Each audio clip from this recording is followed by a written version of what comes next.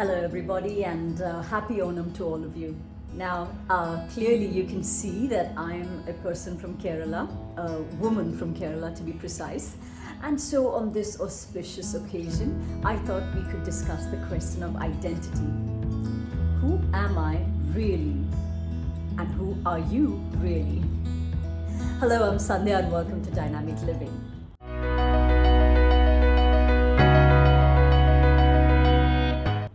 As I put on my clothes this morning, I thought to myself, wow, I'm creating here an identity today of somebody who's from a particular state, celebrating a particular festival, and hopefully going to be eating all the yummy food associated with it as well.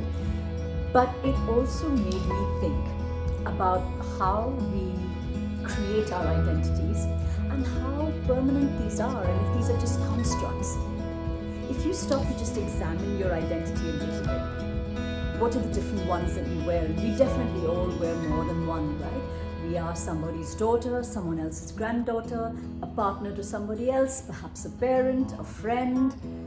A very strong identity for a lot of us is that of our careers, of our chosen professions. Many people identify with their interests, with their hobbies, with their passions. Some of us identify with how useful we feel to others, how helpful we feel. And for when we are other regarding, we tend to be a lot less charitable, so to speak. And we're very quick to identify somebody as, that angry person or that curmudgeonly, bad-tempered, old man or whatever it might be. Now, if we think about it, we believe that identities are absolutes and that we do need them to transact in this world. But what if we were to sort of step away just a little bit, step within just a little bit, and ask ourselves, which of these identities is really permanent? Which of these is just us? I think it was Bertrand Russell who said that, the things that we're the least sure of, we tend to defend most vehemently. If you think about it, it will answer a lot of questions that plague us in a sense in the world today. Where does my identity as a Malayali end? Where your identity as a person from another state begins?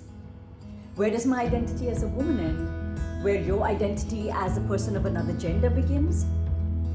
And because there will be times when you question that about me or I question that about myself, I will start to become very defensive and I will start to defend these vehemently. This is the boundary that I've created. This is the construct that I have for this world. If you question that, I'm going to defend it till my dying breath.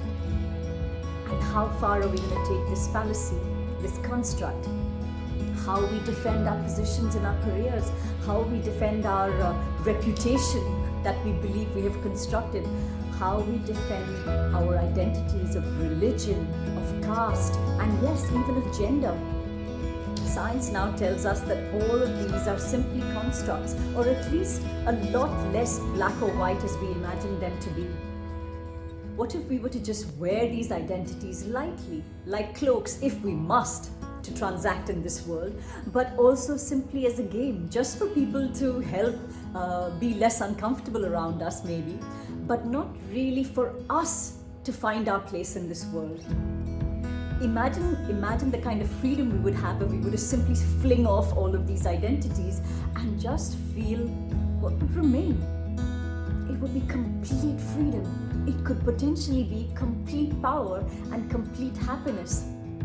So by all means, go ahead and wear these, like I said, simply as a cape or as a mask or as a child would wear a toy crown on his or her head. But when we do go and transact with the world, maybe what we could be looking for is something that is a more universal identity, what unites us as living beings, what unites us as human beings, what unites us as people working towards a common interest, a common purpose. And that could give us greater and greater sources of joy, that could give us greater and greater sources of power, but also free us of the kind of shackles, free us also of a lot of the travesty and pain and divisiveness that we see in the world today. So on this auspicious occasion, I would like to invite you to celebrate our universal identities, Are we all just one with the cosmos? If that sounds a little too crazy to you, can we just say that are we all just living beings? And it doesn't matter if we're man, woman, animal, ape, or bacteria. Think about that and tell me what that means for you in your everyday life. And if you know somebody that feels very trapped or tied in by their identities, perhaps this is something you could share with them as well.